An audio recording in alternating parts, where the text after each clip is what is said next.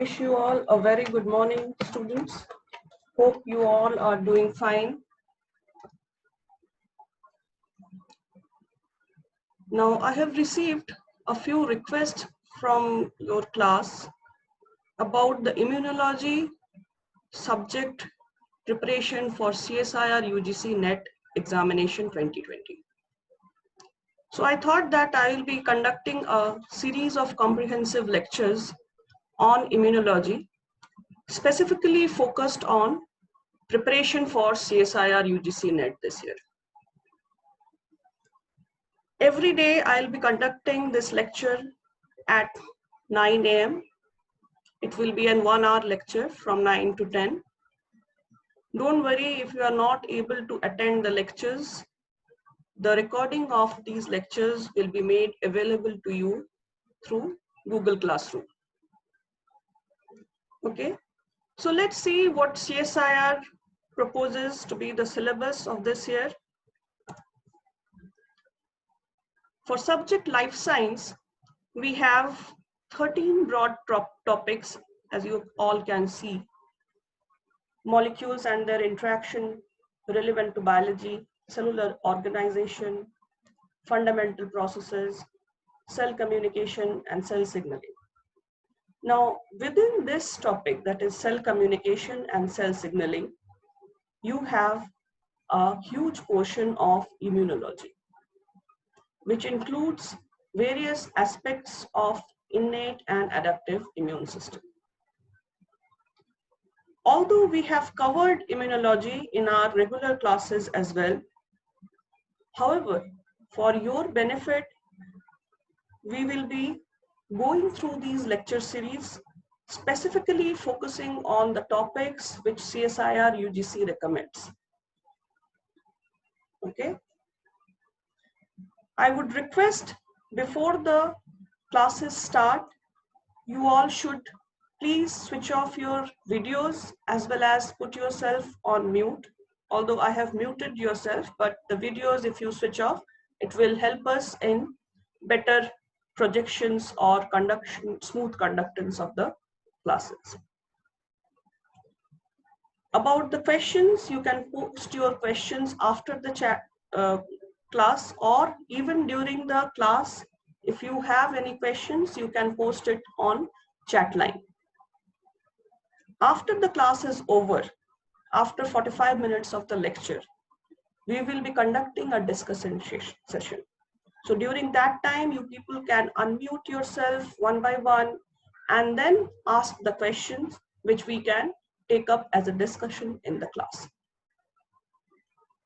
In case you have questions during the topic which is being covered, that time you can write your questions in the chat box.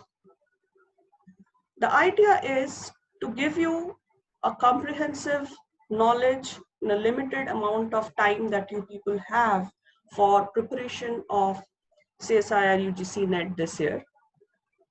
And after every class, we will be giving you a series of multiple choice questions, specifically from CSIR UGC NET questionnaires. Okay, so you all have understood it will be majorly 18-day class, so it's a 6-week class. And every day 9 o'clock we will be starting the class. It will be for 1 hour. Even if you are not able to attend the lecture online due to some problem, internet connectivity and whatnot, the recording of your class will be made available to you during the Google Classroom or through Google Classroom. Okay, so now let's begin.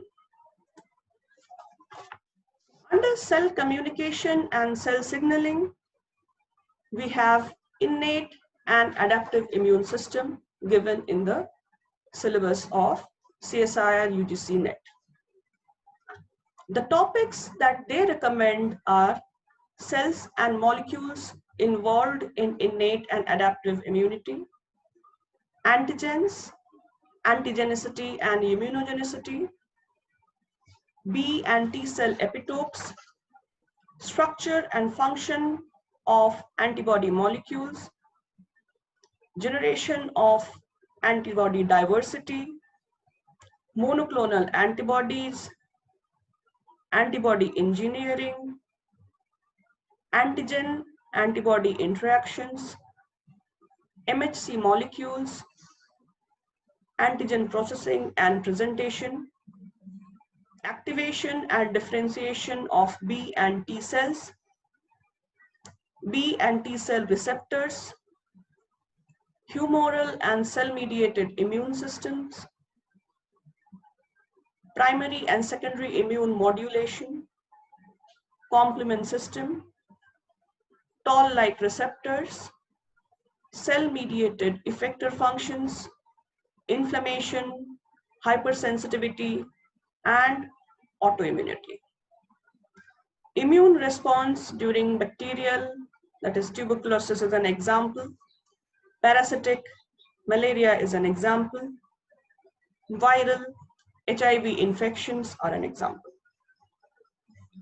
Congenital and acquired immunodeficiencies and vaccines.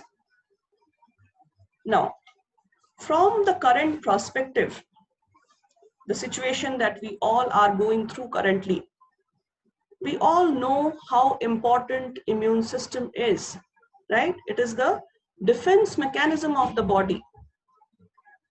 And now and then a new virus arises.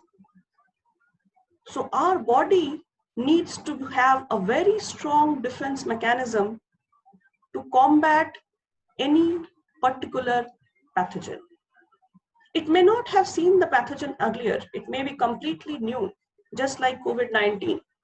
But if you have a strong immune system, there is a probability that you will be able to combat the pathogen more effectively than others. So immune system is our body's defense mechanism. And we know how important it is to have a strong immune system. There are two basic arms or two basic components of the immune system. One is called as innate and the other is called as adaptive immune system. Now, during your regular classes as well, we have covered most of the topics in detail.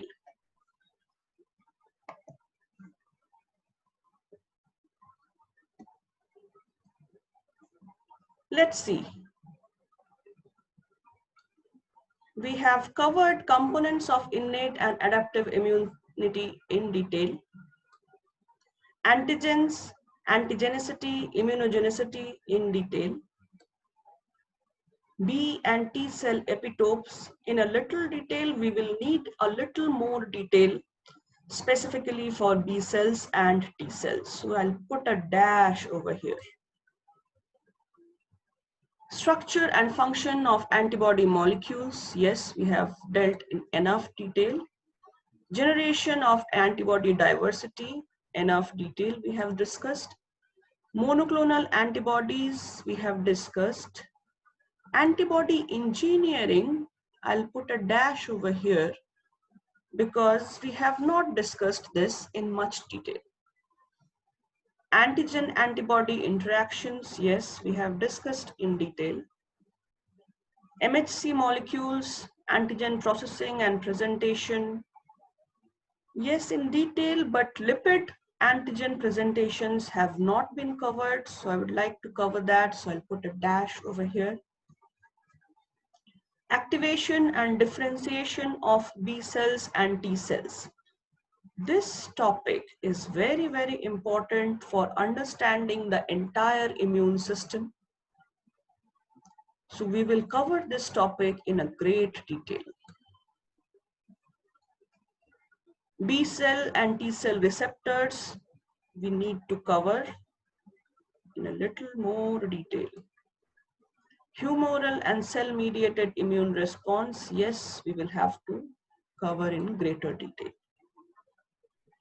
Primary and secondary immune modulation, which we have not discussed, so we will cover it here. Complement system, yes, we have covered. Toll-like receptors, we have covered, but we can give some more details.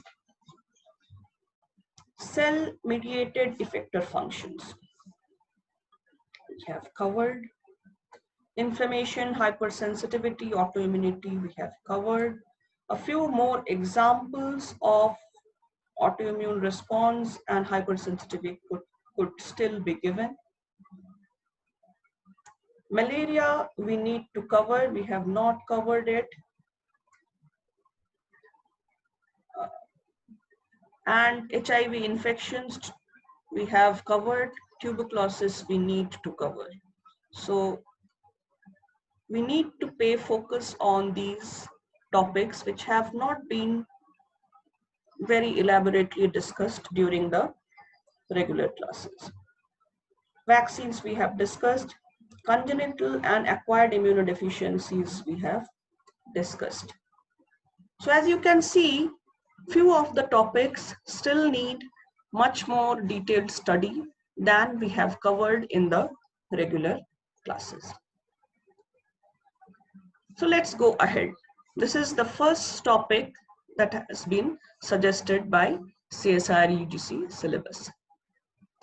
Cells and molecules involved in innate and adaptive immunity.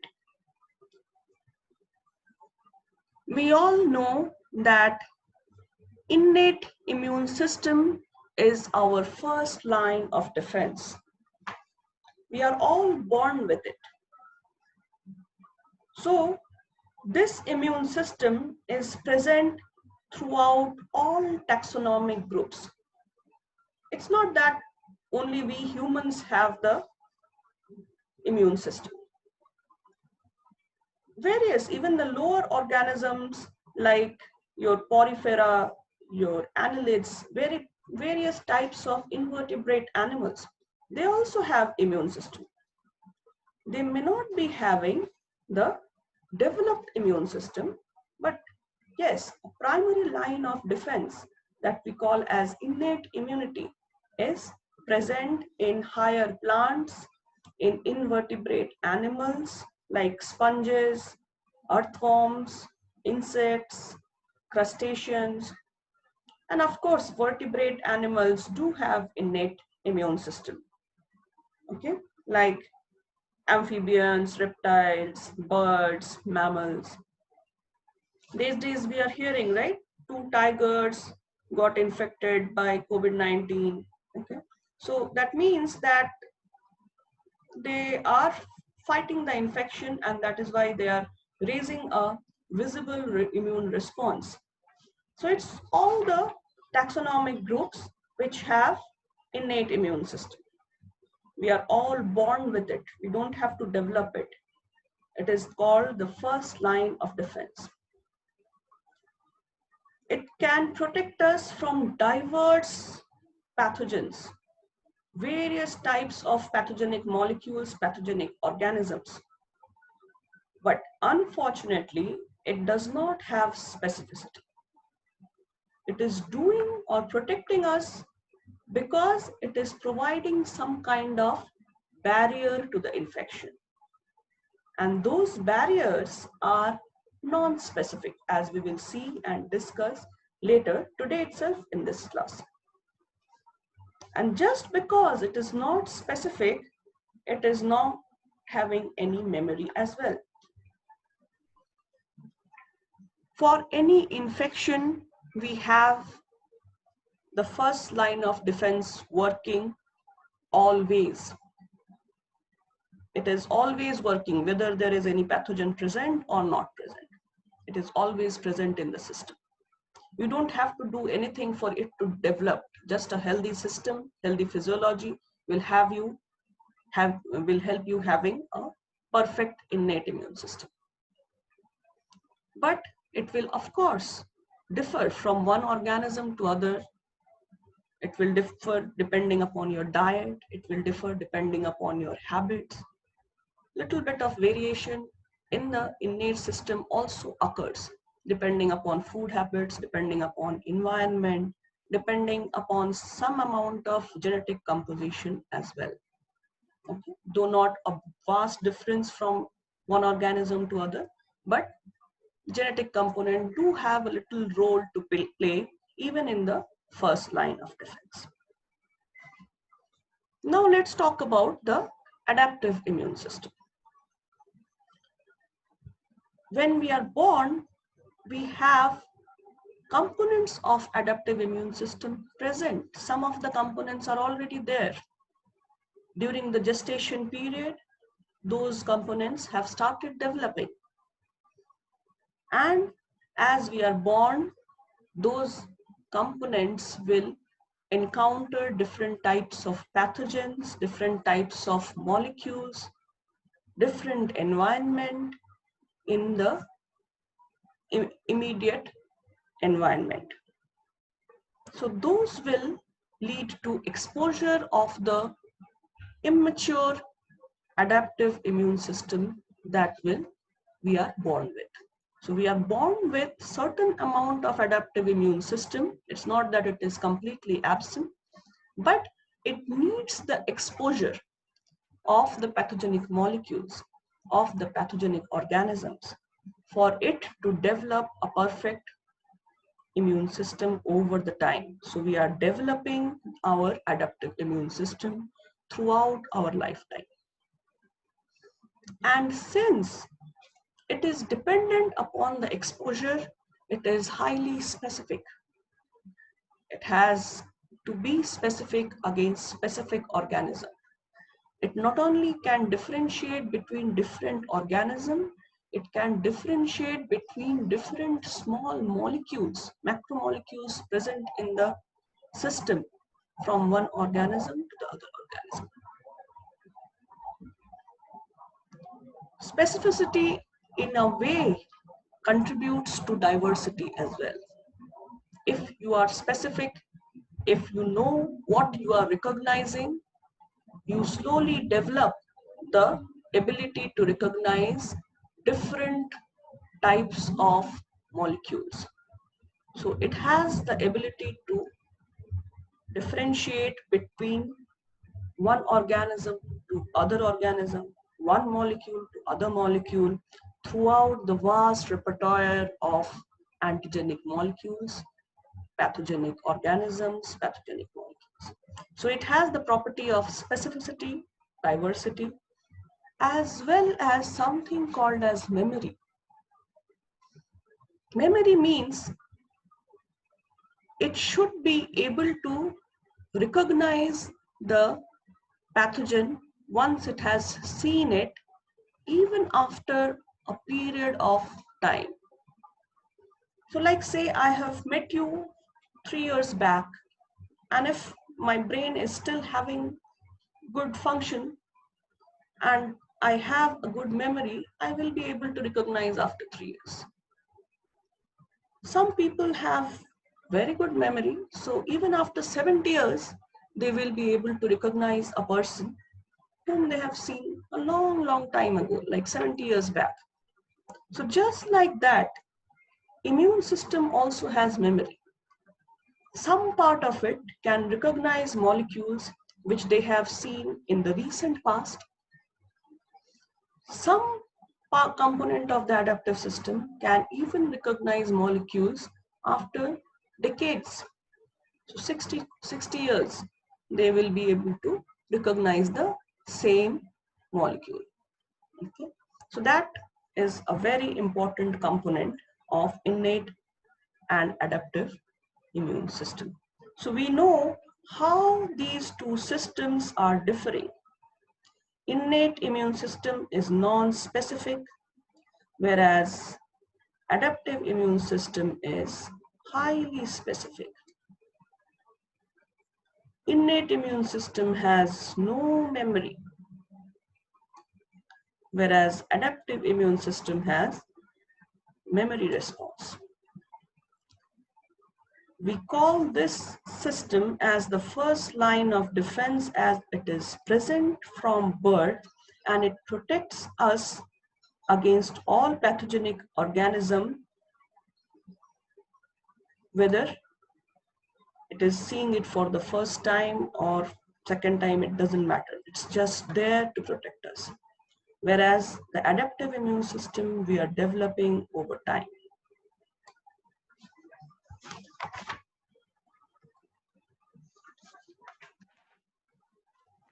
Now let's discuss about some of the components of innate immunity.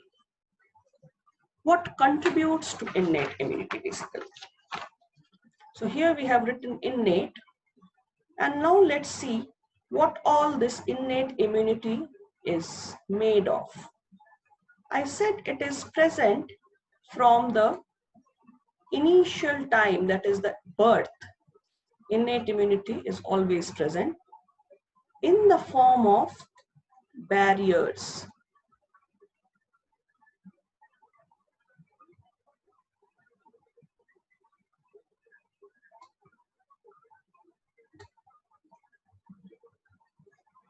So it is presenting barriers to the attack.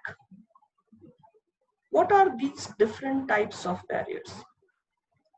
The first barrier that we have is the anatomical barrier. Anatomical barrier means it is present in the anatomy. That is, it is present as a part of the body. So we know what are these anatomical barriers. The first one is our skin.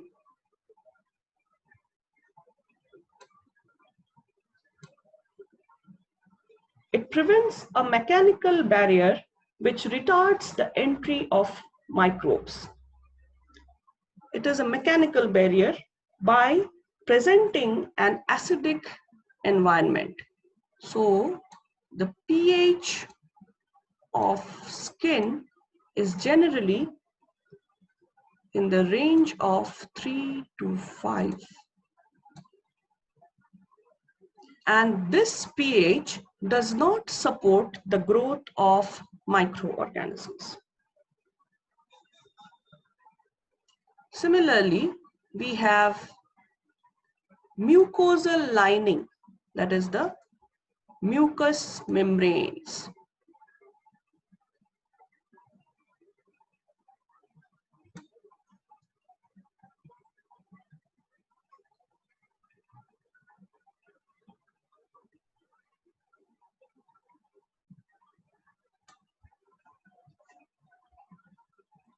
These mucosal lining helps in entrapping the foreign organisms.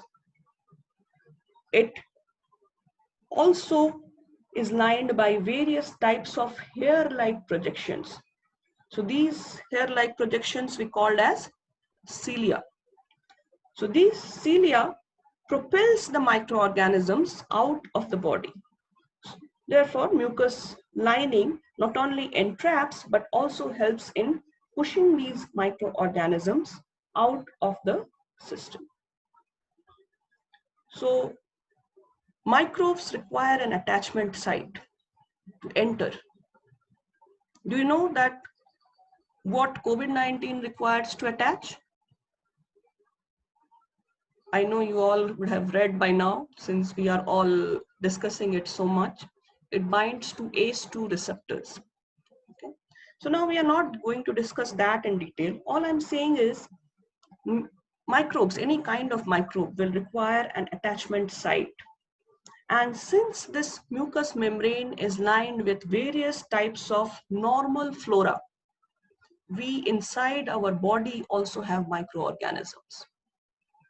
Those are called as friendly microorganisms. They help in our digestion as well. Okay.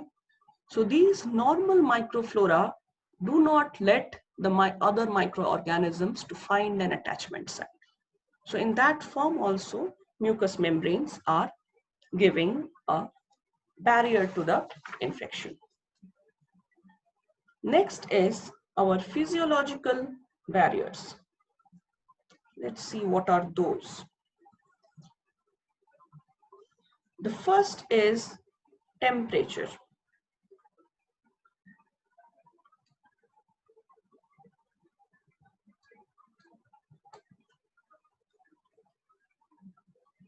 Normal body temperature of humans generally inhibit the growth of pathogen. And we know that in most of the infection, one of the primary symptoms is fever, that is even higher temperature.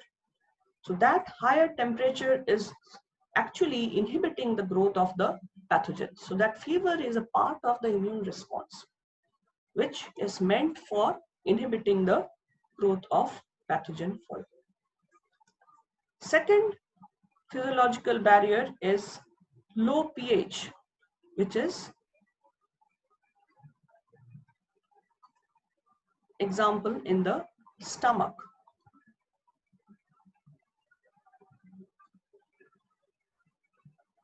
We have low pH, that is acidic pH in the stomach, which helps in most of the ingested microorganisms. The third is the chemical mediators. We have different types of chemicals present in our physiological system, which helps in killing these microorganisms. One particular chemical mediator which helps largely is lysozyme.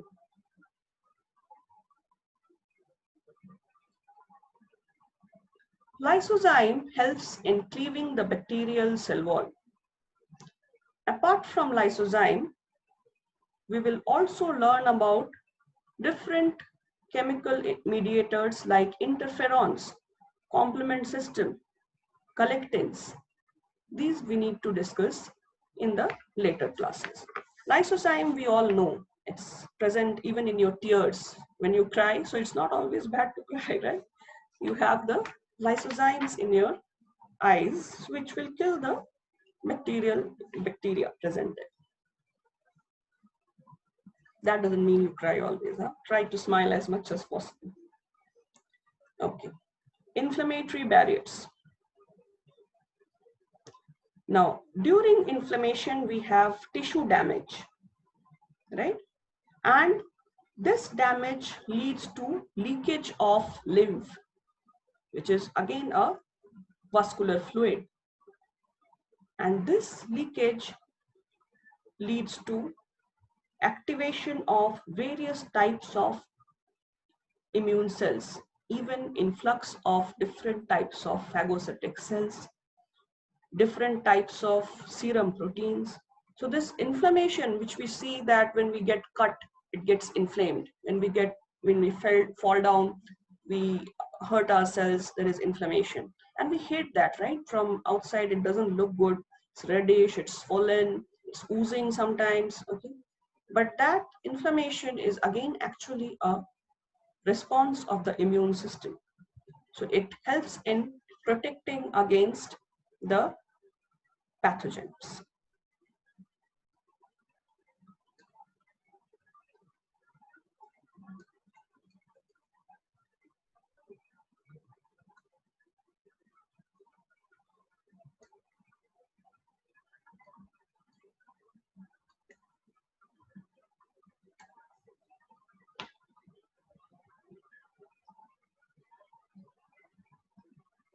So we have discussed three different types of barriers. Now the last type, that is the phagocytic barriers, we need to focus on. We have different types of cells which can endocytose foreign particles.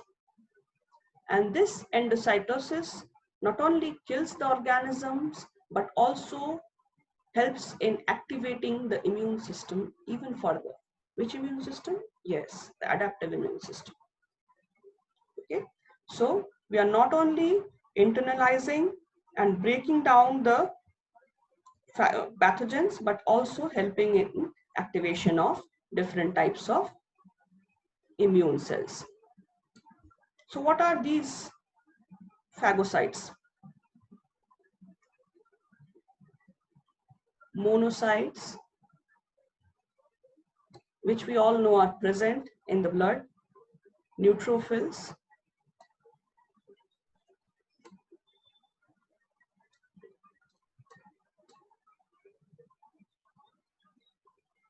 macrophages, tissue macrophages.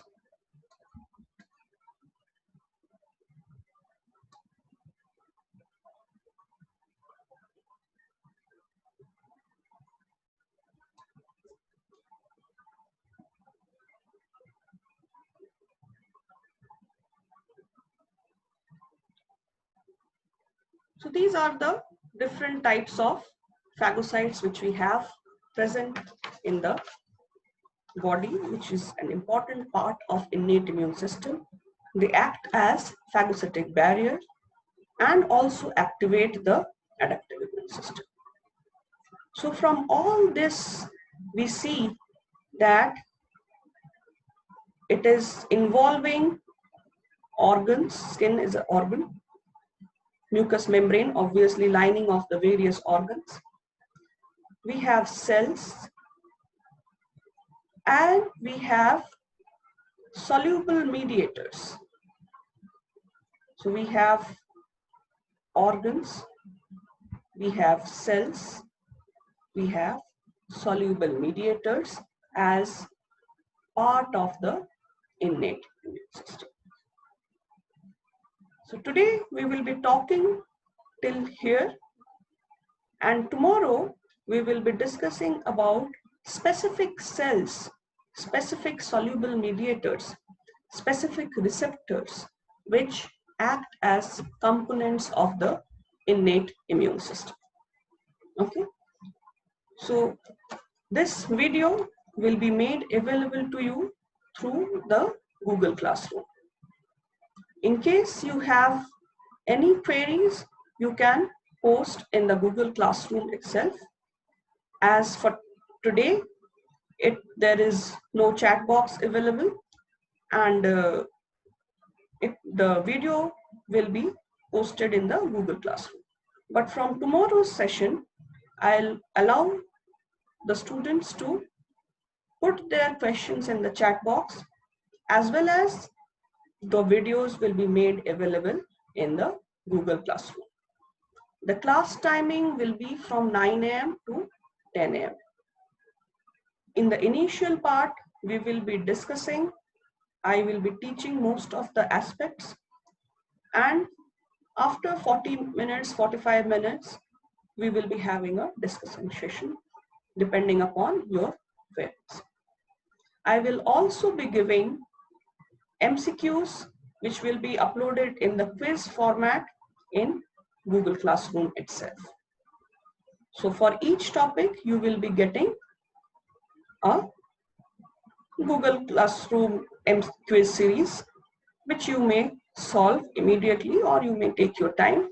So for every topic, we will be preparing separately. I hope I could clear your concept a little bit on this topic. And now I'll stop sharing the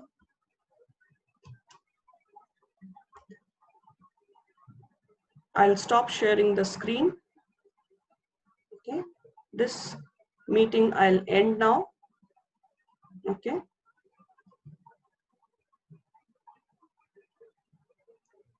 Stay good, take care, and study harder.